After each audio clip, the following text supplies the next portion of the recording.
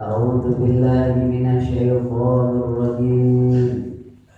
بسم الله الرحمن الرحيم.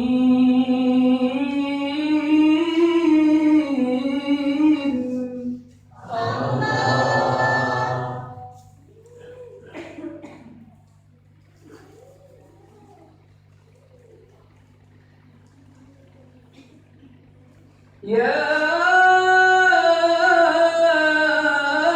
أيها الناس اعبدوا ربكم الذي خلقكم والذين من قبلكم لعلكم تتقون.